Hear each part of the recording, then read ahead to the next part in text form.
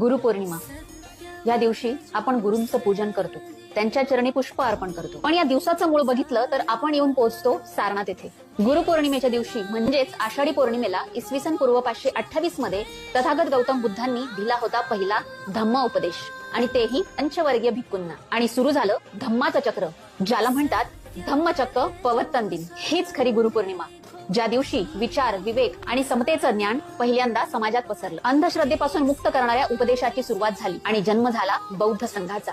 बुद्ध म्हणजे केवळ उपदेशक नव्हते, ते होते जीवन परिवर्तन करणारे गुरु.